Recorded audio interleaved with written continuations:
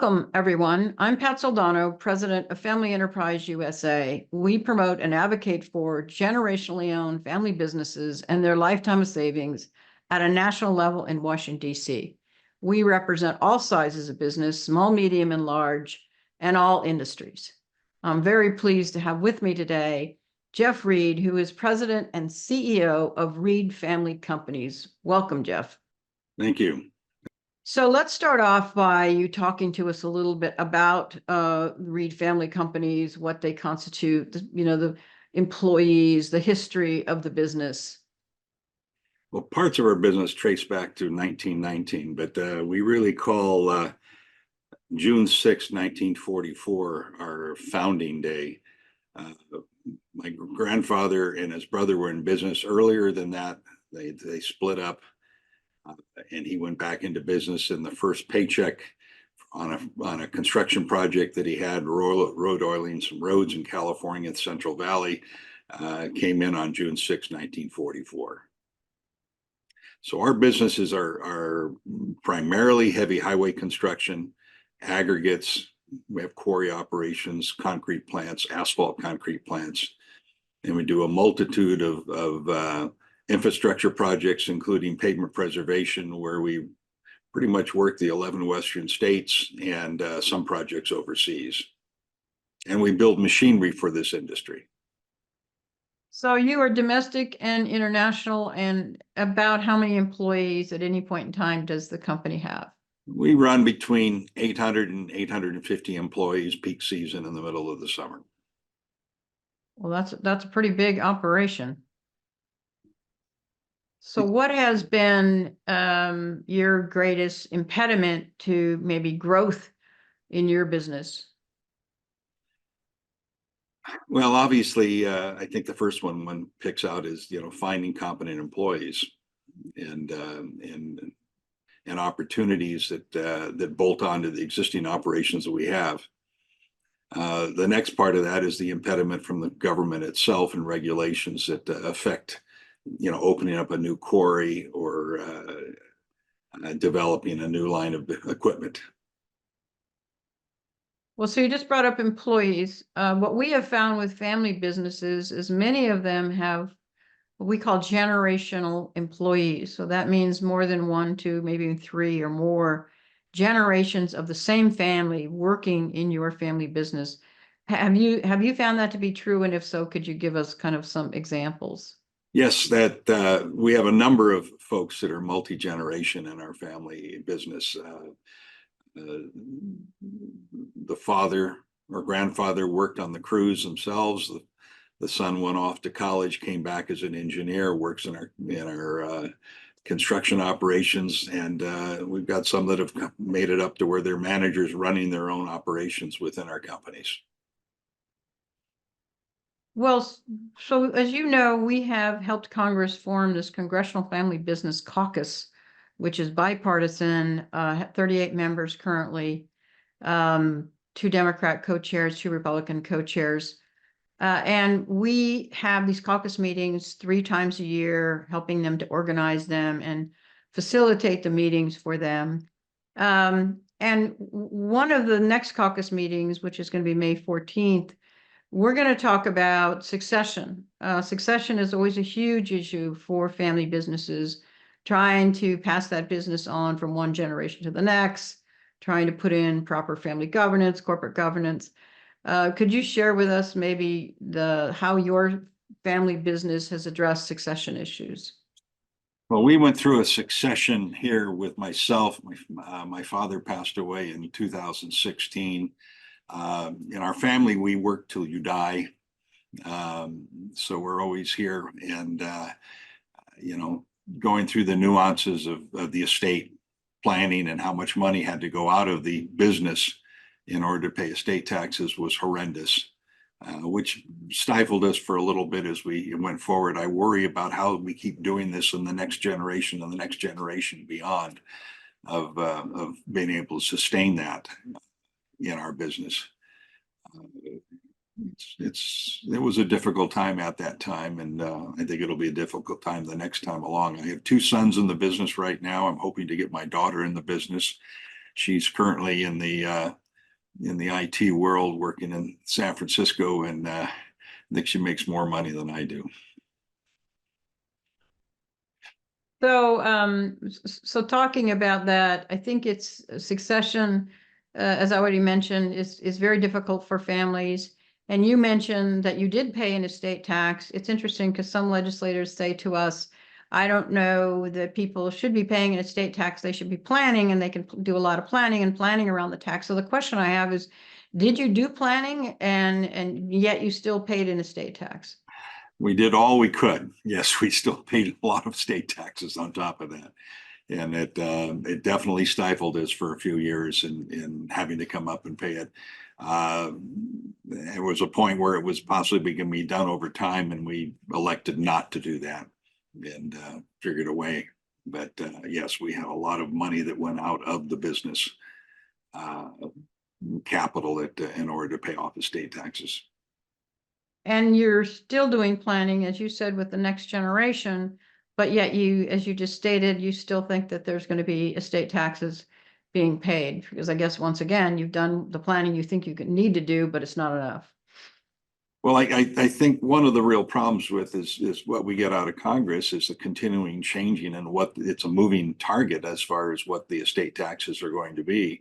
You know, with one party getting in, we're looked at possibly reductions in state taxes. These are not set; they basically expire, and then they have to reinstitute them as far as what the estate taxes are going to be.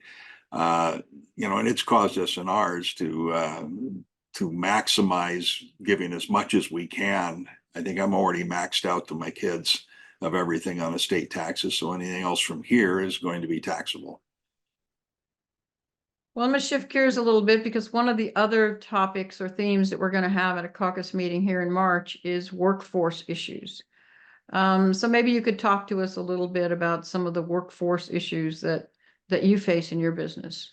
That's a very unique question, because every industry I'm involved in talks about workforce. They all talk about workforce, and they all expect somebody else to do it.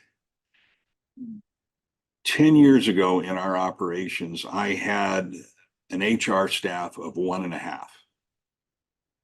And at that time, we were maybe 500 plus employees. And their role primarily was reactive in trying to go out and solve the problems that were going on in the field. Since then, we're running a staff now of 8 or 9 people in our HR department, and half of them are proactive. I mean, they're all proactive, actually. But half of them are recruiters that are out there in the marketplace trying to find new employees. And so I really say this whole workforce development thing boils down to that old cartoon we've all seen of the 2 guys being chased by the bear. And the one guy yells at the other one and says, "What are we going to do?" And the one guy says, "All I've got to do is outrun you." And that's how we approach this. We've got to do a better job than our competition out there on workforce development. And part of that is changing our culture, providing meaningful employment within our operations, and paying attention to our employees' careers and what's important to them. And I think we've done that in improving our culture over the last 15, 20 years. Yeah, that's a really, really important point, as well as helping us to train and bring in more workers that we can, train to be skilled workers. That makes a lot of sense.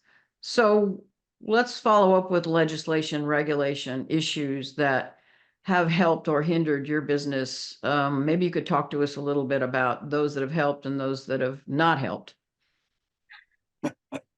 Well, obviously, the ones that have helped that are important to us right now is this the new tax bill that has passed the House and is in the Senate, reinstituting the 100% R&D write-off, and the other one is the accelerated depreciation. Both those two are highly important to us as a family business, and in order to try to maintain our capital to continue to grow our business. Well, and so I guess my final question revolves around community. We found that the most family businesses are very, very giving. And then in fact, 70+% of that giving is local. They give to local organizations or local chapters of national organizations. And so if that family business has to be sold for whatever reason, to pay the estate tax or some other reason, the family loses their livelihood, the employees lose their jobs, and that community giving disappears. And most people don't connect that dot. So maybe you could talk to us a little bit about how you, your family, your business works with your community.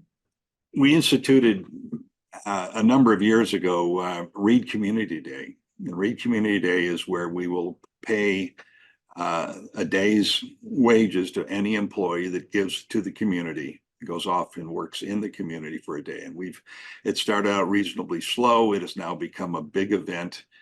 We organize it around a number of different charities where people will go put in a day. This last Christmas, we had folks working on toy drives.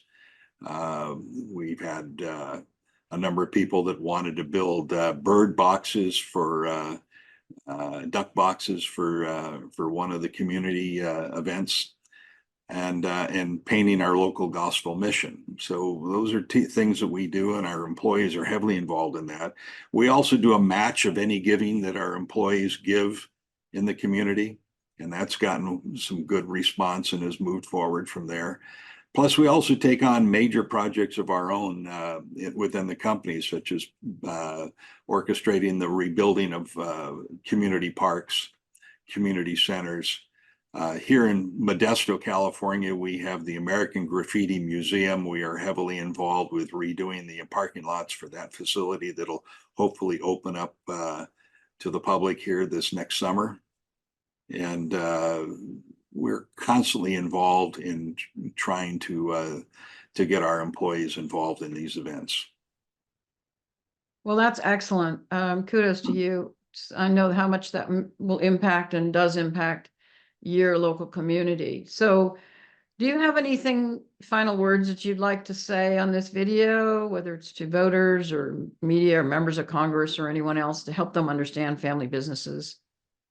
Well, I mean, you know, the family business dynamic is always is much different than a corporate type in business, and we would love to see that anything that can support family businesses that Congress can do would be there. I think one of the major problems, I'm out here in California, we are a separate nation state out here, and unfortunately, I think Congress needs to do some reining in of some of the policies and procedures and things that are going on and regulations here in California to get them more in compliance with what is happening nationally, as opposed to being so different.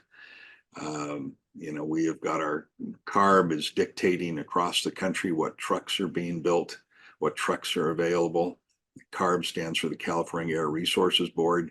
It's having a major effect. AB 5 out here in California is restricting the amount of self-employment that truck drivers can have, and that's affecting goods moving in and out of California. And when you really look at it, the West Coast ports of California are the primary intake point for goods coming into the rest of the country. And that is having a major effect on the ability of moving goods in and out of California. So I would urge that more effort be made on the part of Congress to bring California back into the fold of regulation that is a uniform regulation across this country. Well, that's a really important point. And you're right. If people don't live in California, they probably really don't understand that. So I appreciate that insight. That's excellent. Well, Jeff, I really appreciate your time on the call today. It's been very, very interesting. Thank you so much for joining us, and I hope you have a great rest of your day. And you too. Thank you.